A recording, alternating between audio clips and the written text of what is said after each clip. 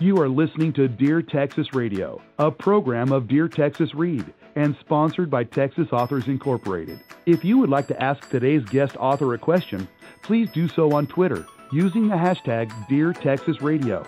However, not all questions will be answered during the show. Now sit back and enjoy listening to today's show and learn about a Texas author and their books.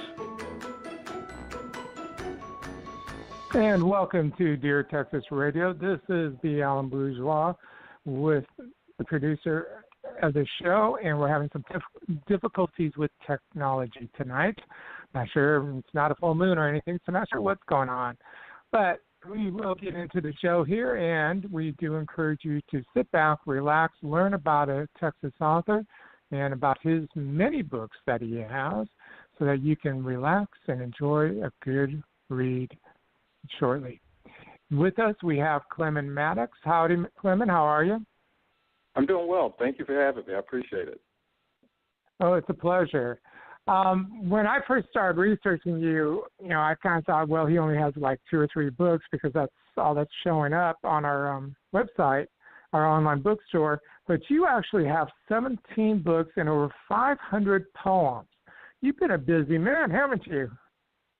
Yes. I've been writing for quite some time now. I didn't get involved in novel writing until 2012. I decided to take a stab at it, and since that point in time, I have created those number of manuscripts, and I have actually 5 published books, and I have another book that will be released next month, as a matter of fact.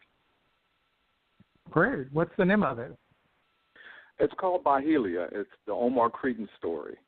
It's an interesting book. Byhelia is a small city in Mississippi, and I used that city as the epic center of the book. And so that's generally where the whole story begins, and it evolves from that point.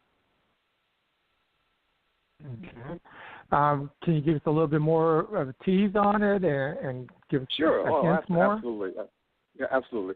Byhelia is the main thrust of the book. The focal point of the book is that God gave man dominion over everything on this earth, and we have lost that. And so the book starts off by a gentleman that is noticing the dramatic change in the insect world. He later discovers that he has a great-great-grandson, and the great-grandson is delivered at his door at 4 years old, and he teaches him everything about his observation. Well, this young man grows to be a world-famous entomologist, and his task is to tell the world what's going on beneath our eyes. And so because man lost his dominion, God has decided to use nature, the insect world, to destroy mankind. And so the story is about that. The story is about how do we get the message out so people can begin to pay attention to what's going on. And so that's kind of the highlight of the book. I think it's a very invigorating book. It's very relevant, and certainly has a heavy spiritual base to it, too, as well. Okay, and just to clarify, it is a fictional book. It's a fictional book, absolutely. Okay, because it sounded like it could go either way. It sounded like it could be nonfiction or fiction based on the animal life and stuff, but I wanted to clarify. Yes.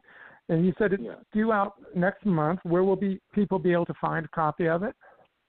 You can find a copy on our website, iWrite.com. It's iWrite. It's i-write.com. You can find it there. You can find it in Barnes & Noble. You can find it on Amazon as well, too. Okay. Now, just to clarify on the I, it's E-Y-E, not the letter I, correct? That's correct.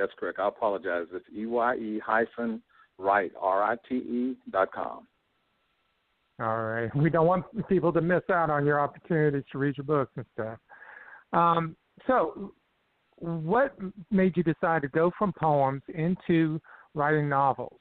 That's a big jump. Actually, it's a huge jump. Actually, it's a friend of mine had been writing a book of a collection of poems for quite some time, and he produced that in 2011. And so when I read the book, the first thing that crossed my mind was I have over 500 poems. I should look about chronicling my poems and publishing them in a book fashion. And I decided to go a step different. I had this idea, and I said, let me just try this story. And I sat down and I began writing the story, and it developed itself. And as it continued to develop, it made me interesting in writing it because I enjoyed writing it. And then next thing I know, I had kicked out, 7, 8 different manuscripts once I finished that. And then I had this nervousness about, well, this is kind of personal for me.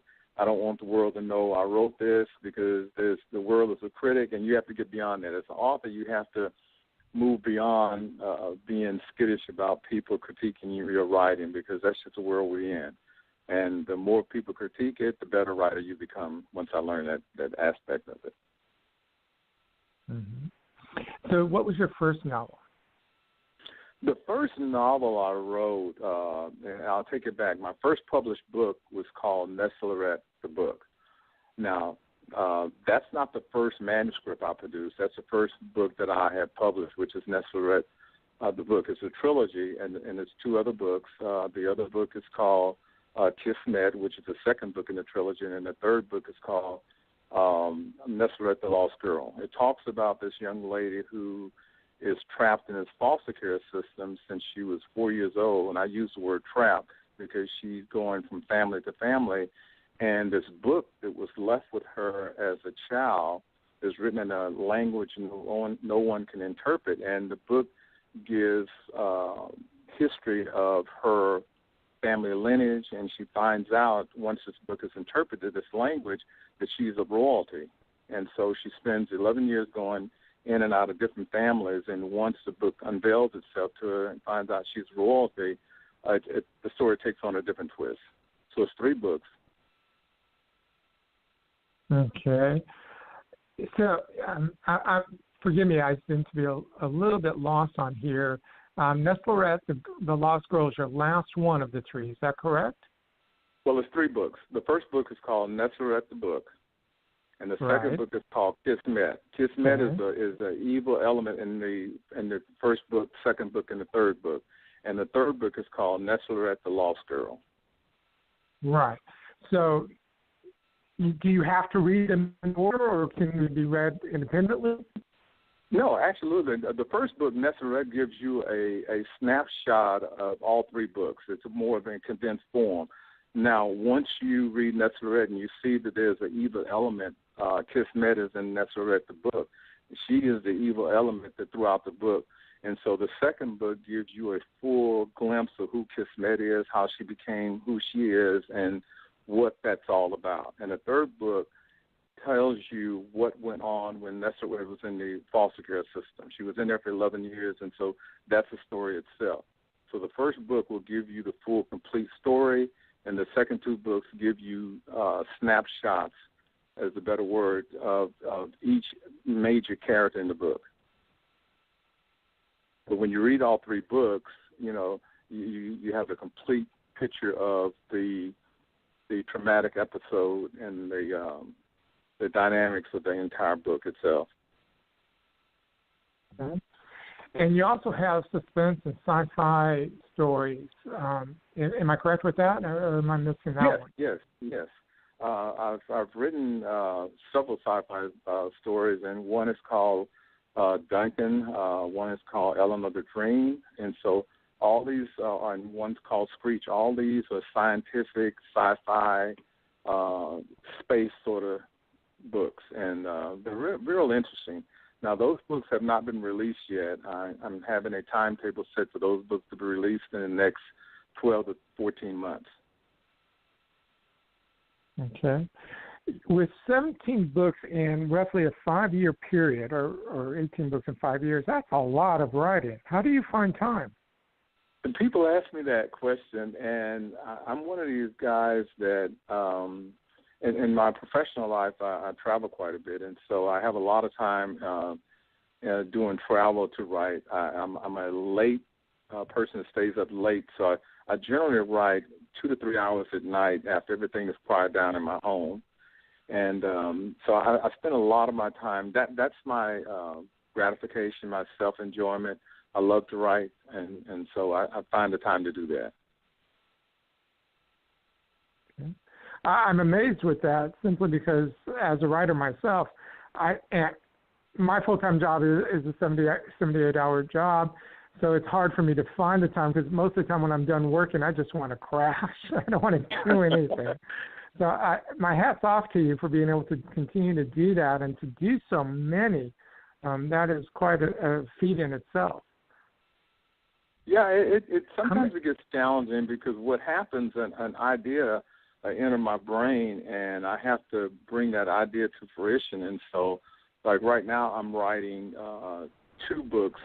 And so what I'll do, I'll spend some time writing this particular book, and then the next time I sit down to write, I'll write back on the other book. And so I have to switch gears, and it's not difficult because stories are uniquely different. And so as I sit down and write on one story, my thoughts are real clear because I know where the story is going, and I don't get them confused. Okay. Very impressive. It really is. My hat's off to you. I know when I'm writing, I have to be totally excluded from everything just so I can focus in. So I'm amazed that you're able to do not only so many novels in such a short time, but to be able to do that at the same time. It's very impressive, right? Well, what helps is because I tell people that when people ask me, and I go to book reviews and things of that nature, people ask me, and I see the story from beginning to end. I see the story as it starts, and I see it as it ends, and I see the entire movement of the story. I see the characters. I see what the characters look like. I see what those characters' personalities are. So all those things are embedded in my mind, and so as I sit down and begin to write the story, it's a lot less challenging for me because I see the story as a motion picture involving in my mind. Okay. I can relate to that because that's how I write as well. So I definitely understand that. Before we go any further, we're going to have to step away for our sponsors break, but we will be back and we'll talk more with Clemon Maddox. And real quickly, Clemon, website again. All right. Go ahead and tell them what your website is, the address. It's it's iWrite, and it's spelled EYE-Write, RITE.com. And you can find me on Amazon and Barnes & Noble. Thank you. Great. We will be back in just a moment. Love to read? Love to meet authors in person? Then check out bookfestival.network to find a book festival in your region of Texas. We are adding book festival events throughout the year, so sign up to get notices and even a coupon towards purchase of a Texas author's book. Sign up at bookfestival.network. Texas Authors is accepting entries into their 6th annual book contest. Go to books.txauthors.com and sign up. Contest is valid for Texas authors only and is open to anyone 18 years of age and older who published a book during the 2017 calendar year. Enter at books.txauthors.com today. Attention students in grades 6 through 12. Do you love to write? Texas Authors Institute of History is kicking off its first statewide short story contest for students. It's free to enter and a great way to begin your career in writing. Sign up at shortstory.texasauthors.institute for complete rules. Again, to enter, go to shortstory.texasauthors.institute. You can win cash prizes and an opportunity to be published. Hello, Texas authors. My name is Randy James, coming to you from my Carrollton recording studio, where I spend time writing and producing commercials for my radio endorsement clients, as well as my private freelance clients. I'd like the opportunity to help you sell more books with a commercial like this and get listeners of Dear Texas Radio excited about your title, all at a special introductory price, available to members of the Texas Association of Authors. Call or text 214-762-1942. That's 214-762-1942. Brakefield and Berkey, 2017 award-winning authors of the Enigma series techno-thrillers, have released their first book in Audible format. The Enigma Factor is the foundational story for the series' ongoing battles against cyber assassins using technology, today's weapon of choice. Explore the digital threats of fighting for lost identity, struggling with mutant computer viruses, or commodity market manipulation. EnigmaSeries.com reveals the intrigue and intelligence of digital combat in our 21st century. Available in paperback, ebook, and now Audible format. You are listening to Dear Texas Radio, a program of Dear Texas Read, and sponsored by Texas Authors Incorporated. If you would like to ask today's guest author a question, please do so on Twitter using the hashtag Dear Texas Radio. However, not all questions will be answered during the show. Now sit back and enjoy listening to today's show and learn about a Texas author and their books. This is the Alan Bourgeois, your host for today's show. We are glad you're with us. And excuse me. And our guest today is Clemon Maddox. We've been talking about a wide variety of his books that he's written, but I want to go back to a little past history here and talk a bit for a moment, Clemon, about your poems. You have written over 500 poems, which is a great amount. How long did that take you to do that? Gosh, that spanned over, I would say, maybe 30 plus years.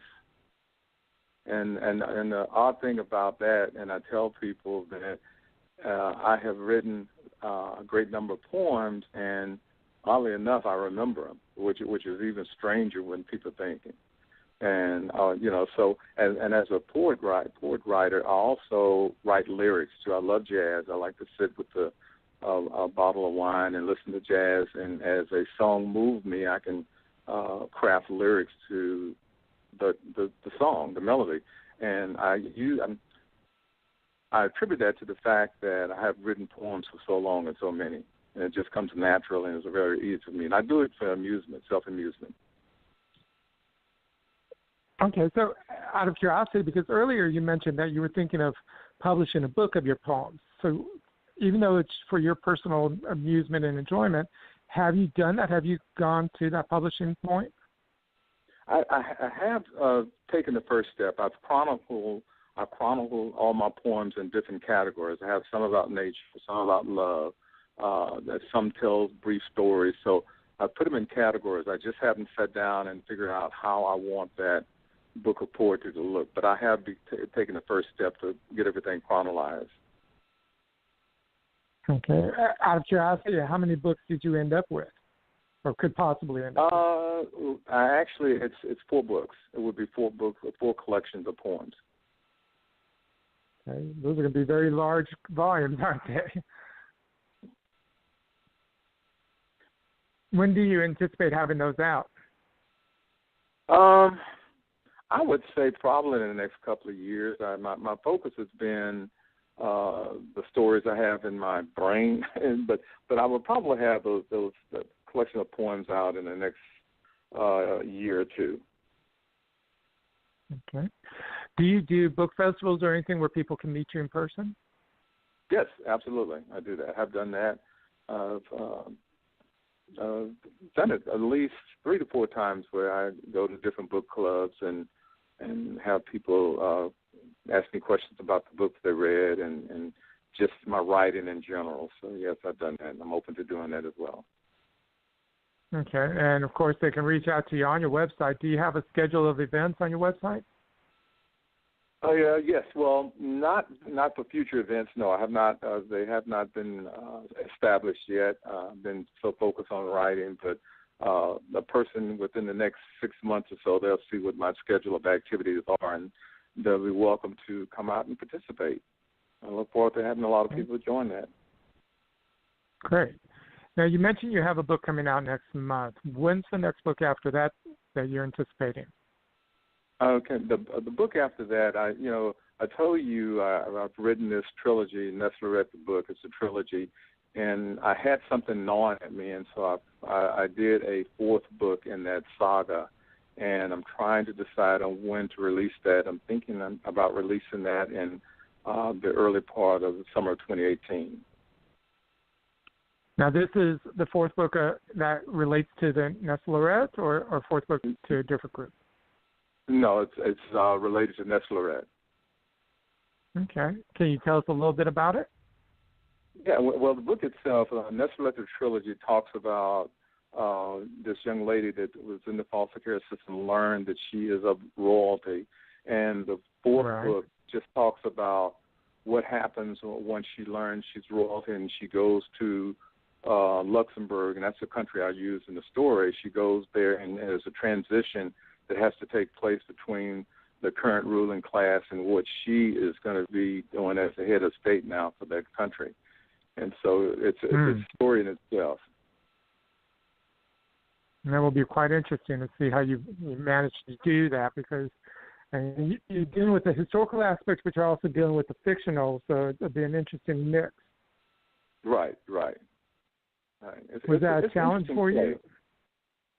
Not really, because the story was there. I just didn't design it in the trilogy, but the story was always there because, once she learns of a royal heritage, the story had to go somewhere. So now what? Once she learns that and she has a book deciphered because it's written in a language that no one can understand, and once she understands where she's from, it has to go another step, and so that story was easy to write at that point. Okay. Well, cool. I'm interested to see how it comes out, and when it does come out, definitely please keep us posted, and we'll love to have you back on the show to talk more about that book when it's ready, or even your poetry books when they're ready. Thank you. I'd definitely be interested in doing that as well. Now, with the few minutes that we have left, we always ask our authors what words of advice do they have for people who want to become an author and have a book published. Two things, and this is just from experience. The first thing is don't be impatient for the story to develop, and I think a lot of times people do that. And I think people also put limits on a timeline on when the book should be concluded, and I think that should just come naturally. And the other thing is do not be afraid of criticism. That will make you better. And those are the two things that I had to overcome. I had to understand that writing is a gift that you possess. And even though you have critics in the world, do not let those critics or that creativity that is embedded in you naturally. And I would just caution people to keep moving forward writing. Yes, and I fully agree with you on the critic aspect, because in today, no matter what you do, someone is either going to like it or dislike it. So it's in situation in some respects. It all comes down to how you handle it. So I agree with you completely as far as not allowing it to destroy your imagination or your creative flow. Absolutely. Now, as far as your other comment about being patient, that's a little hard for some of us. Yeah, and everyone have their own writing style. Some people develop outlines, and whatever fits your writing style, it works for you. I myself, when I have the story in my head and I know what the characters are, I will stop and I will develop that character so I can read that character. I sit down and read what that character's personality is going to be, how that character looks, how that character sense and view things. And then I take that character and embed him in the story. So everybody does things differently. And so I would just say the rule of thumb for yourself is whatever works for you to help propel your writing forward, use those things and continue on using those things. Okay. All righty. Well, I appreciate it very much. Again, your newest book, which will be coming out next month, tell us a little bit again about the name and where it can be found. Yes, the name of the book is called Byhelia, the Omar Cretan story. It can also be found on my website. Again, it's EYE-write.com, and you can find it in Barnes & Noble, and you can find it on Amazon. It's a very interesting book, and I think it'll open up a person's mind on the relevance of man having dominion over everything on this earth. Okay. It does sound very intriguing and very interesting, and I do appreciate you sharing that with us. We look forward to seeing it on our website. Again, your books are available on your website, Amazon, Barnes & Noble, and all the other good bookstores, correct? That's correct. All right. Well, thank you very much, Clemon, for your time, and we wish you the best of luck. And thank you for having me on the show, and I appreciate and enjoyed it. Thank you.